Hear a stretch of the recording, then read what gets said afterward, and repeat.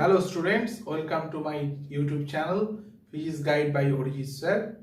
12 September আর খুব বেশি দিন বাকি নেই এবং আমরা যেটা আমাদের ইউটিউব চ্যানেলে পরপর বিভিন্ন টপিকসের উপর আমরা যে ক্লাস ভিডিওগুলো দিয়ে যাচ্ছি, অর্থাৎ লাস্ট মোমেন্টে তোমাদের কি কি পড়তে হবে তার একটা আউটলাইন, সেইটা আমরা কন্টিনিউ রাখছি। এবং আজকে যেটা নিয়ে আমরা এসেছি সেটা হচ্ছে থার্মাল ফিজিক্স। এই থার্মাল ফিজিক্সের মধ্যে আমাদের কারা কারা পড়ছে, থার্মোডাইনামিক্স, কাইনেটিক থিওরি এবং হিট পার্ট। এইটা একটা এমন একটা জোন যেখানে কেমিস্ট্রির সাথে একটা লিঙ্ক রয়েছে। আমি দেখেছি যে এই জায়গাটা থেকে মোটামুটি ভাবে 16 মার্কস তুমি এক্সপেক্ট করতেই পারো নিটে আসছে। তো সেই জায়গাটাকে আমাদের হিট করতে হবে। তো দেখো কোন কোন জায়গাটা লাস্ট মোমেন্টে রিভিশন দিলে তোমরা কিছুটা হলো স্কোরটাকে ইনক্রিজ করতে পারবে। চলো আমরা ক্লাসটাকে স্টার্ট করি। আমাদের থার্মাল ফিজিক্স হচ্ছে আজকের যে বিষয়, তাতে তোমরা মোটামুটি ভাবে এক্সপেক্ট করতে পারো যে এই যে 12 সেপ্টেম্বর যে এক্সাম হতে চলেছে নিট 2021, তাতে 3টে কোশ্চেন আসছেই, 4টে কোশ্চেন আসতে পারে। তাহলে 3 into 4 12, 4 into 4 16। তাতে আমরা প্রথমেই বলে দিচ্ছি যে যারা ফিজিক্স উইক তাদের হয়তো একটা কোশ্চেন মিস গেলেও যেতে পারে, কারণ আমি দেখেছি যে টোটালি 4টে বা 3টে কোশ্চেন যাই দিক না কারণ একটা কোশ্চেন একটু টাফ লেভেলের থাকে, কিন্তু বাকি যেটা থাকবে সেটা কিন্তু খুব সহজ। তাই কিভাবে স্টুডেন্টসরা কোন কোন জায়গাটা রেডি করবে, প্রথমে আমি যে জায়গাটা বলছি সেটা হচ্ছে স্টুডেন্টস তোমরা কিন্তু থার্মোডাইনামিক্সটাকে খুব ভালো করে পড়বে, কারণ থার্মোডাইনামিক্স থেকে কিন্তু কোশ্চেন আসছেই। এবং এই থার্মোডাইনামিক্স এর মধ্যে আমি তোমাদেরকে স্পেশালি জোর দিতে বলবো সেটা হচ্ছে হিট ইঞ্জিন, যার মধ্যে কার্নোট সাইকেল আর রেফ্রিজারেটর যে দুটো পার্ট রয়েছে। এই সেকেন্ড ল অফ থার্মোডাইনামিক্স এর আন্ডারে এখান থেকে তোমরা এক্সপেক্ট করতে পারো মারাত্মক চান্স এই জায়গা থেকে একটা কোশ্চেন আসা, ভীষণ ভাবে ইম্পর্টেন্ট জায়গা। তাই এই জায়গাটার উপর খুব ভালো করে পড়বে এবং question standard, basic, board level, কোনো এমসিকিউ করতে যাবে না এই হিট ইঞ্জিনের জায়গাটা থেকে। বোর্ড লেভেল যেটা তোমরা ক্লাস 11 টেক্সট বুকে কার্নোট সাইকেল আর রেফ্রিজারেটরে যে ছোট ছোট প্রবলেমস গুলো পড়েছো সেটাই যথেষ্ট।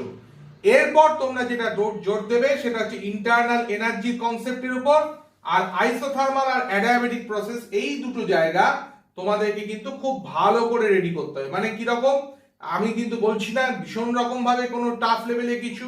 জেনারেলি আমরা যেই মেন্স এবং অ্যাডভান্সে যেরকম গ্রাফের উপর, ইন্ডিকেটর ডায়াগ্রামের উপর বিভিন্ন টাফ লেভেলে কনসেপ্টের উপর কোশ্চেন করাই, সেগুলো ধরে নিতে পারো আসবে না। তাহলে কি ধরনের কোশ্চেন আসবে হচ্ছে একদম বেসিক ডেফিনেশন রিলেটেড, ছোট ছোট গ্রাফ, ছোট ছোট কনসেপ্ট, এমনকি ইকুয়েশনের উপর ডাইরেক্ট, যেখানে অ্যাডিয়াবেটিক প্রসেসে ইকুয়েশন রয়েছে তার উপর ইউজ করে, আইসোথার্মাল প্রসেসে ওয়ার্ক ডান তার উপর ছোট ছোট কনসেপ্ট, বিভিন্ন ঘটনা তুলে দিয়ে তার উপর আইসোথার্মাল অ্যাডিয়াবেটিকের কনসেপ্ট কতটা তোমার জানা আছে, ওয়ার্ক ডানের ব্যাপারটা কতটা জানা আছে, সেগুলোর উপর ছোট ছোট কোশ্চেন তোমার কিন্তু এখান থেকে কিন্তু আসবে। আর ইন্টারনাল এনার্জিটাও খুব ভালো করে পড়বে। আমার এক্সপেকটেশন থার্মোডাইনামিক্স থেকে দুটো কোশ্চেন তোমাদের বেলা আসতে চলেছে এবং তার মধ্যে হিট ইঞ্জিনে আসার সম্ভাবনা খুব প্রবল, এবং তার সঙ্গে এই বাকি পার্টটা। এরপরে যেটা আমি তোমাদের বলবো সেটা হচ্ছে যে থার্মোডাইনামিক্সটা থেকে যদি আমি দেখে থাকি যে 3টে কোশ্চেন দিয়ে দিত, তাহলে অবাক হওয়ার কিছু নেই, এতটাই তোমাদের সময় ইম্পর্টেন্ট। এরপরে যেটা জোর দেবে, ঠিক আমি তোমাকে বলে দিচ্ছি, সেটা হচ্ছে কাইনেটিক থিওরির উপর। থার্মোডাইনামিক্স এর পর যেটা জোর দেবে কাইনেটিক থিওরির উপর। তবে হ্যাঁ, কাইনেটিক থিওরি পড়তে গিয়ে আমাদের কিন্তু কাইনেটিক থিওরি দুটো পার্ট আছে বলতে, একটা পার্ট হচ্ছে এনার্জির উপর বেস করে। এনার্জির উপর বেস করে মানে যেখানে ইকুইপার্টিশন অফ এনার্জি, মনোঅ্যাটমিক, ডায়াটমিক, ট্রায়াটমিক গ্যাসে এনার্জির উপর বেস করে, অর্থাৎ এনার্জি, ইকুইপার্টিশন অফ এনার্জি, এই কনসেপ্টের উপর একটা পার্ট রয়েছে এনার্জি।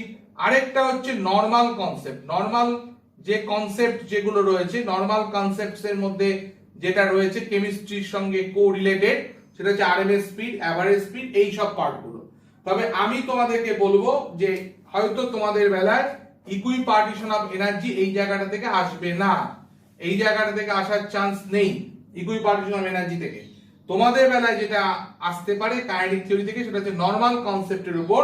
নরমাল কনসেপ্ট মানে যেটা হচ্ছে তোমার আরএমএস স্পিড, এভারেজ স্পিড, তার সঙ্গে অতি অবশ্যই যেটা পড়বে সেটা হচ্ছে মিন ফ্রি পাথ, এই কনসেপ্টটা কিন্তু দেখে রাখবে।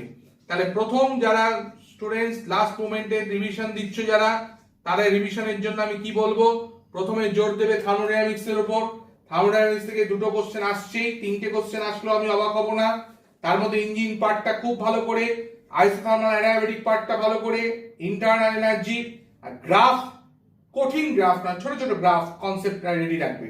তারপরে যেটা জোর দেবে মিন ফ্রি পাথ, তাতে ইকুইপার্টিশন অফ এনার্জি দেখে রাখতে পারো, কিন্তু বেশি জোর দেবে হচ্ছে মিন ফ্রি পাথ আর নরমাল কনসেপ্ট যেটা আরএমএস অ্যাভারেজ ওইগুলোর উপর।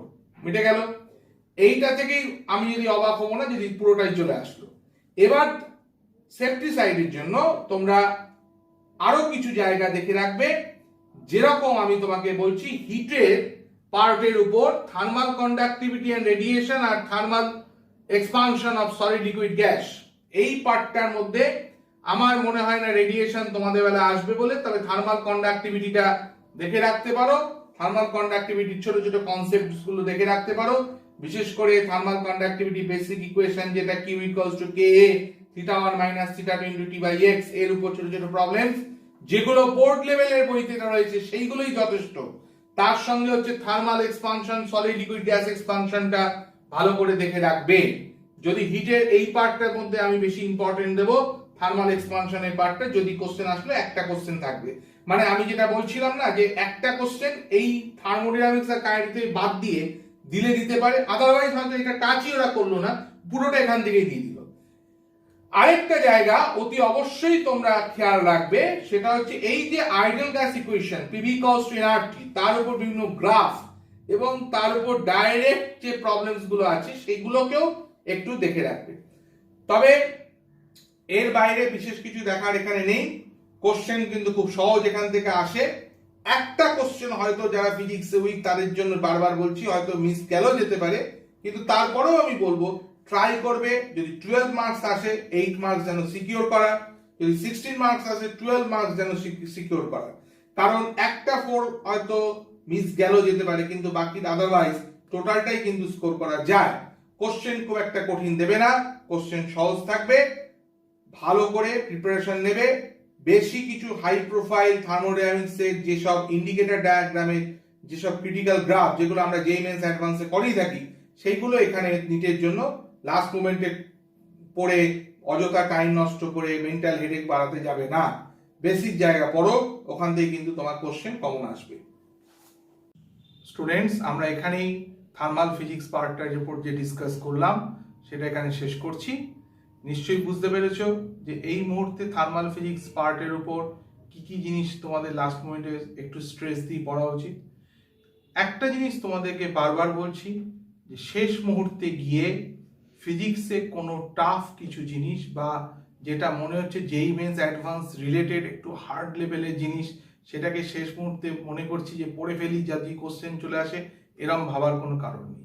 কোশ্চেন বেসিক লেভেল থেকেই আসবে, তাই যা এতদিন পড়েছো নিজের উপর আত্মবিশ্বাস রেখে সেগুলোকেই শেষ মুহূর্তে বারবার রিভিশন দাও, ফর্মুলাগুলোকে দেখো, কোন কোন জায়গায় কি ফর্মুলা ইউজ হচ্ছে, কোন এমসিকিউতে কি ইউজ হচ্ছে সেগুলো বারবার করে রিভিশন দাও।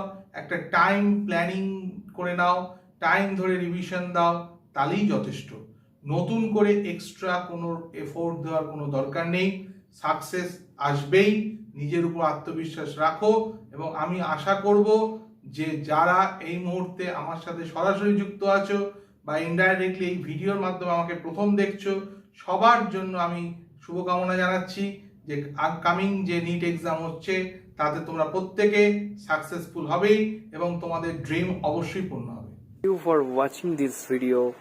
ভিডিওটি ভালো লেগে থাকলে একটা লাইক করে দেবে, শেয়ার করে দিও তোমার বন্ধুদের সাথে এবং চ্যানেলটি সাবস্ক্রাইব করতে ভুলো না।